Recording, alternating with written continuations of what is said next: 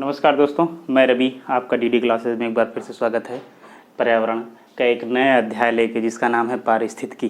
ठीक, जैसे कि आप लोग भली भांति अवगत हैं कि मतलब डीडी क्लासेस आपको एक नई क्लास पर्यावरण जो कि काफ़ी मतलब परीक्षा के दृष्टि से काफ़ी इम्पोर्टेंट रखता है अपने आप में। लगभग चाहे बड़ी लेवल की परीक्षाओं में, यानी अगर 150 का क्वेश्चन है तो नियर अबाउट 15 से 16 क्वेश्चन मतलब ये पर्यावरण से होते हैं कि पर्यावरण से संबंधित क्वेश्चन पुटअप किए जाते हैं। तो बहुत से स्टूडेंट क्या होते हैं इस वाले पार्ट को डिनाई कर जाते हैं।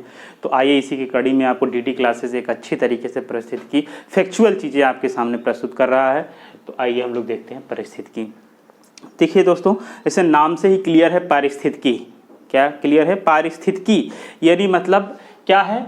मतलब परि मतलब चारों ओर, स्थित की मतलब स्थित, यानी किसके चारों ओर? यानी वायुमंडल यानी वातावरण के चारों ओर। वातावरण के चारों ओर मतलब जो चीज़ विद्यमान है, जैसे हमारी क्या हो गई, जैसे हमारे जीव हो गए, जंतु हो गए आदि, ये चीज़ जो विद्यमान हैं इनके रहने के आवास वगैरह को जो भी जहाँ पे ये अपना जीवन यापन करते हैं उन्हें क्या कहा जाता है? यानी पारिस्थितिकी कहा जाता है। आइए एक वैज्ञानिक अध्ययन में क्या किया जाता है, वैज्ञानिक भाषा में क्या कहा जाता है, मैंने आपको मोटा मोटा बताया क्या कहते हैं, लेकिन आइए देखते हैं हम पढ़ के क्या क्या होता है। जैसे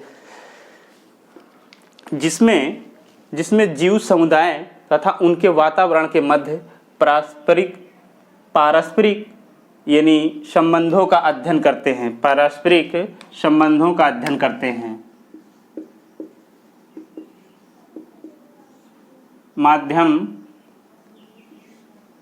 माध्यम से वातावरण के माध्यम से पारस्परिक संबंधों का अध्ययन करते हैं। उसे क्या कहते हैं? पारिस्थितिकी विज्ञान कहते हैं। क्या कहते हैं? पारिस्थितिकी विज्ञान कहते हैं। पारिस्थितिकी विज्ञान किसे कहते हैं? जिसमें जीव समुदाय तथा उनके वातावरण के मध्य से पारस्परिक संबंधों का अध्ययन करते हैं। क्या करते हैं? पारस्परिक अध्ययन करते हैं। उसे यानी जीव हो और उसके वातावरण के बीच जो संबंध होगा वो क्या कहलाएगा? हमारा पारिस्थितिकी विज्ञान कहलाएगा। देखिए बात आती है, सबसे पहले क्वेश्चन आता है कि सबसे पहले प्रयोग यानी पारिस्थितिकी का सबसे पहले प्रयोग किसने किया था? तो किसने किया था? 1865 में रेटर ने किया था। कौन किया था? रेटर ने किया था। और कहा था उसके बाद क्या था? अर्नेस्ट हैकल आते हैं। क्या आते हैं? अर्नेस्ट हैकल। किसको याद किया करना है आपको? सबसे पहले प्रयोग कितने किया था? 1865 में रेटर ने किया था कि पारिस्थितिकी क्या होता है। ठीक, पारिस्थितिकी क्या होता है, पारिस्थितिकी के संबंध में बताया था। अब अर्नेस्ट हैकल ने कहा पारिस्थितिकी शब्द का प्रयोग यानी जो पारिस्थितिकी शब्द का प्रयोग, पारिस्थितिकी मतलब इकोलॉजी। क्या होता है? इकोलॉजी। क्या होता है? इकोलॉजी। ठीक, इकोलॉजी शब्द का प्रयोग यानी ओएकोलॉजी के नाम से किया था। किसके नाम से किया था? ओएकोलॉजी के नाम से किया था। किसने किया था? अर्नेस्ट हैकल ने। यानी पारिस्थितिकी शब्द का प्रयोग यानी इकोलॉजी शब्द का प्रयोग सबसे पहले किसके रूप में किया था? ओएकोलॉजी के नाम से किया था। अब देखिए, ओएकास मतलब होता है घर या आवास, और लॉगस मतलब अध्ययन। यानी घर या आवास यानी जीव जंतुओं के रहने के आवासों के अध्ययन को क्या कहा इसने? कुल मिला क्या निकली हमारी परिभाषा? अर्नेस्ट हैकल ने कहा ओएकोलॉजी। क्यों कहा? क्योंकि जीव जंतु जो भी उनके आवास हैं उनके प्रकृति के यानी अध्ययनों को, उनके आवासों के अध्ययनों को, यानी किस हिसाब से रह रहे हैं, कैसे रह रहे हैं, कहाँ नहीं रहना चाहिए, कहाँ पे क्यों रह रहे हैं, उनके अध्ययन को किसने किया? अर्नेस्ट हैकल ने कहा। और उसका अध्ययन क्या मतलब, उसका मतलब क्या होता है? घर या आवास या अध्ययन। यानी ओएकास मतलब होता है घर या आवास, लॉगस मतलब होता है अध्ययन। ठीक, तो यानी आपको अच्छे से समझ में आया होगा पारिस्थितिकी यानी जीवों जिसमें जीव समुदाय तथा उनके वातावरण के मध्य जो पारस्परिक संबंध जो होते हैं उनके अध्ययन को क्या कहता है? पारिस्थितिकी कहा जाता है। ठीक, पारिस्थितिकी विज्ञान कहा जाता है। सबसे पहले पारिस्थितिकी शब्द का प्रयोग किसने किया था? रेटर ने। क्वेश्चन सीधा पूछता है सबसे पहले प्रयोग पारिस्थितिकी शब्द का प्रयोग किसने किया था? रेटर ने किया था। और अर्नेस्ट हैकल ने क्या कहा था? इकोलॉजी को ओएकोलॉजी कहा था। ओएकोलॉजी मतलब क्या होता है? ओएकास या लॉगस। यानी ओएकास मतलब घर या आवास, लॉगस मतलब अध्ययन। किसका अध्ययन? जीवों के रहने का मतलब जो स्थान है उनका अध्ययन किया गया। ठीक, किसके द्वारा? अर्नेस्ट हैकल द्वारा। ठीक, उसके बाद है इसने परिभाषा क्या चेंज कर दी? परिभाषा इसने ये दिया अर्नेस्ट हैकल ने अर्नेस्ट हैकल के अनुसार इसने परिभाषित ये किया, जीवधारियों के कार्बनिक और अकार्बनिक वातावरण और पारस्परिक संबंधों के अध्ययन को पारिस्थितिकी विज्ञान कहते हैं। देखिए सबका अलग अलग अपना मत है, यानी अर्नेस्ट हैकल और अकार्बनिक वातावरण के पारस्परिक संबंधों को क्या कहते हैं, पारिस्थितिकी विज्ञान कहते हैं। ठीक, पारिस्थितिकी विज्ञान कहते हैं। उसके बाद आते हैं यूजीन ओडम। कौन आता है? यूजीन ओडम आते हैं। यूजीन ओडम के अनुसार प्रकृति की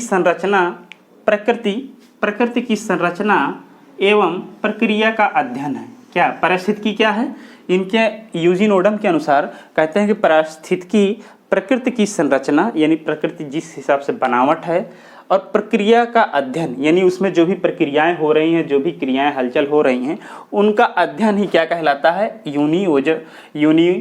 यूजीन ओडम के अनुसार ये क्या कहलाता है? पारिस्थितिकी कहलाता है। सबसे पहले क्या अर्नेस्ट हैकल ने क्या कहा था? अर्नेस्ट हैकल ने कहा था कि जीवों के कार्बनिक और अकार्बनिक मध्य और उनके पारस्परिक संबंधों को, यानी वातावरण और उसके पारस्परिक संबंधों को पारिस्थितिकी कहते हैं। यूजीन ओडम ने कहा था प्रकृति की बनावट या प्रकृति की संरचना एवं प्रक्रिया का अध्ययन। किसने कहा था? यूजीन ओडम ने कहा था कि प्रकृति की संरचना एवं प्रक्रिया का अध्ययन जो होगा, यानी जिस हिसाब से हमारी प्रकृति बनेगी, उस प्रकृति में अध्ययन जो होगा वो क्या होगा? पारिस्थितिकी कहलाएगा। किसके अनुसार? यूजीन ओडम के अनुसार। ठीक, उसके बाद आती है वर्ष 1935 एजे टांसले आते हैं। कौन से आते हैं? एजी टांसले। वेरी इंपॉर्टेंट क्वेश्चन, आप इसको डबल करिए। ठीक, जितने भी स्टार दे सके दे लीजिए। वर्ष 1935 में एजी टांसले द्वारा सर्वप्रथम पारिस्थितिकी तंत्र की संकल्पना प्रस्तावित की गई। किसके द्वारा? एजी टांसले द्वारा। सीधा सीधा क्वेश्चन पूछता है कि सर्वप्रथम पारिस्थितिकी तंत्र की संकल्पना किसके द्वारा प्रस्तावित की गई थी? तो किसके द्वारा प्रस्तावित की गई थी? एजी टांसले द्वारा। कितने में? 1935 में। एक चीज़ और आपको कमेंट करके बताना है कि वर्ष 1935 में और ऐसा कौन सा अधिनियम आया था जिसके तहत हमारा संविधान का मतलब काफ़ी कितने % हिस्सा लिया गया है, और मतलब वो मतलब कितना भाग है, यानी 1935 में जो आया था उसको किस नाम से जाना जाता है संविधान में, और कितने % जो है संविधान से यानी 1935 वाले भाग से अंगीकृत किया गया है। ठीक, आपको कमेंट करके बताना है। तो सर्वप्रथम पारिस्थितिकी तंत्र की संकल्पना किसने की? एजी टांसले ने। ठीक, अब एक और थे इकोलॉजिस्ट। कौन थे ये? Karl Mobius. कौन थे? Karl Mobius.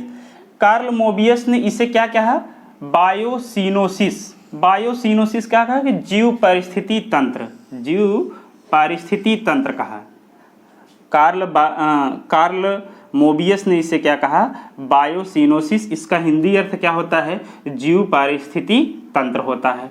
अब फिर एक और आते हैं इकोलॉजिस्ट, क्या आते हैं? फोबर्स ने इसे माइक्रोकॉस्म कहा। माइक्रोकॉस्म मतलब सूक्ष्म जगत। माइक्रोकॉस्म मतलब सूक्ष्म जगत। ठीक, सूक्ष्म जगत कहा। किसने? कार्ल मोबियस ने इसे क्या कहा? जीव पारिस्थितिकी तंत्र कहा। और फोबर्स ने इसे क्या कहा? सूक्ष्म जगत कहा। किसको कहा? इस पारिस्थितिकी तंत्र को कहा। ठीक, अगला है पारिस्थितिकी तंत्र प्रकृति की एक कार्यात्मक इकाई के रूप में जानी जाती है। यानी देखिए बहुत इंपॉर्टेंट क्वेश्चन, पारिस्थितिकी तंत्र प्रकृति की एक कार्यात्मक इकाई के रूप में जानी जाती है। यानी प्रकृति में जो भी हलचल वगैरह हो रही हैं, जो भी यानी क्रियाएं हो रही हैं, वो क्या कहलाएगा? हमारा सीधा सीधा क्या कहलाएगा? पारिस्थितिकी कहलाएगा। किसके किसके मध्य? जीव और किसके मध्य? और उनके वातावरण के मध्य। ठीक, जीव और उनके वातावरण के मध्य यानी जो भी हलचल होगा वो क्या कहलाएगा? पारिस्थितिकी कहलाएगा। पारिस्थितिकी तंत्र प्रकृति की एक कार्यात्मक इकाई के रूप में जानी जाती है। यानी कहने का मतलब जो पारिस्थितिकी तंत्र है वो किस रूप में जानी जाती है? प्रकृति के रूप में जानी जाती है। ठीक, अगला है जो पारिस्थितिकी तंत्र होगा, पारिस्थितिकी तंत्र यह जलाशय की एक बूंद जितनी छोटी हो सकती है। इंपॉर्टेंट क्वेश्चन है, आता है पारिस्थितिकी तंत्र कितना भी बड़ा हो सकता है, कितना छोटा हो सकता है, ये आपको दर्शा रहा है कि पारिस्थितिकी तंत्र जलाशय की एक छोटी बूंद जैसी हो सकती है, और क्या होता है समुद्र जैसे एक बड़ा रूप भी हो सकता है। वहीं दूसरी ओर पारिस्थितिकी तंत्र एक महासागर जितना बड़ा भी हो सकता है।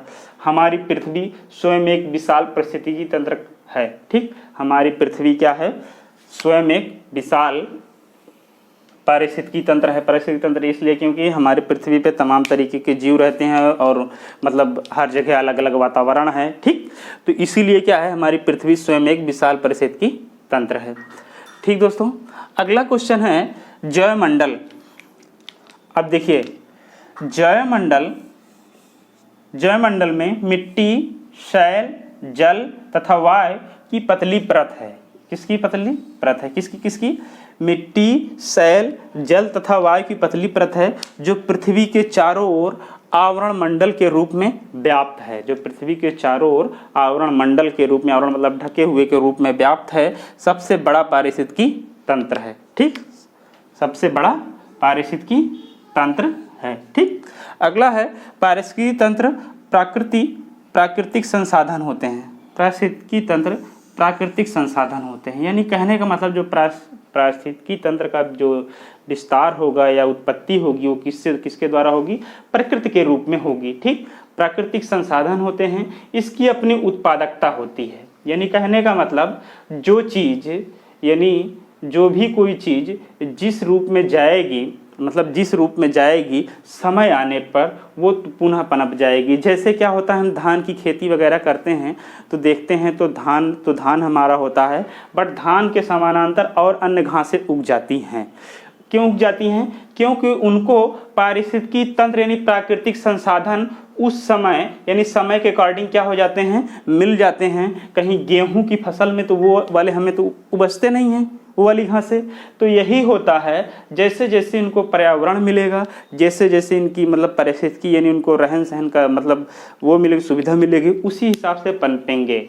यही है पारिस्थितिकी तंत्र, प्राकृतिक संसाधन होते हैं, इसकी अपनी उत्पादकता होती है। ठीक, एक चीज़ और, पारिस्थितिकी तंत्र क्या होता है, एक खुला तंत्र होता है। पारिस्थितिकी तंत्र क्या होता है, एक खुला तंत्र होता है। क्वेश्चन बहुत आता है कि पारिस्थितिकी तंत्र निम्न में कौन सा होता है, तो क्या होता है, पारिस्थितिकी तंत्र एक खुला तंत्र होता है, जिसका क्या होता है, एक अपना मतलब एक जिस रूप में ऊर्जा आएगी उस रूप में मतलब जिस रूप में ऊर्जा इनपुट होगी और दूसरे रूप में क्या होगी, ऊर्जा आउटपुट होगी। यानी कहने का मतलब जैसे आउटपुट होगी वैसे क्या होगी, इनपुट होगी। ठीक, अब ये हमने एक डायग्राम बनाया है, एक चित्र बनाया है, आप इसको ध्यान से देख लेंगे तो आपको एकदम पारिस्थितिकी क्या हो जाएगा, क्लियर हो जाएगा। जैसे हमने बताया कि जीव समुदाय या उनके वातावरण के मध्य पारस्परिक संबंध देखिए क्या होगा, एक दूसरे से जुड़े हुए हैं। जलवायु जंतु से, जंतु जलवायु से, मिट्टी जंतु से, जंतु मिट्टी से, मिट्टी वनस्पत से, वनस्पत मिट्टी से, जलवायु वनस्पत से और वनस्पत जलवायु से। यदि कहने का मतलब यदि आपने इतना डायग्राम यदि रख लिया माइंड में अपने, तो आपका पारिस्थितिकी बिल्कुल क्लियर हो जाएगा किसे कहते हैं। ये सब प्रकृति के संसाधन हैं, जीव, मिट्टी, जंतु, जलवायु। ठीक, तो जो भी समुदाय होगा इनमें एक वातावरण होगा, उनके मध्य जो पारस्परिक संबंध होंगे वो क्या कहलाएगा, हमारा पारिस्थितिकी विज्ञान कहलाएगा। ठीक, और एक पारिस्थितिकी तंत्र क्या होता है, एक खुला तंत्र होता है। सीधा सीधा क्वेश्चन पूछा है, एक क्वेश्चन दिया है, पारिस्थितिकी निम्नलिखित के बीच पारस्परिक संबंधों का अध्ययन है। किसके किसके बीच अध्ययन किया जाता है, जीव व वातावरण। पहला है देखो, जीव व वातावरण के मध्य का मतलब क्या किया जाता है, अध्ययन किया जाता है। ठीक, तो ये रहा पारिस्थितिकी तंत्र, और आशा करता हूँ दोस्तों आपको अच्छा लगा होगा। अब आइए चलते हैं परितंत्र के घटक की ओर। आप इसको नोट डाउन कर लीजिए, फिर हम आगे चलते हैं।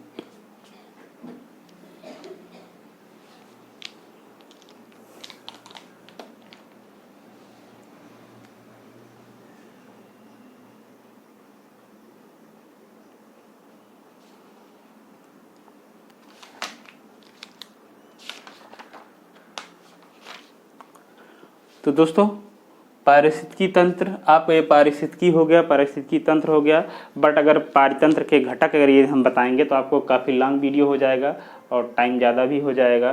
तो ठीक, अब इसी के साथ दीजिए हमको इजाज़त, अगला वीडियो हमारा नेक्स्ट पार्ट में होगा। तो जय हिंद, जय भारत।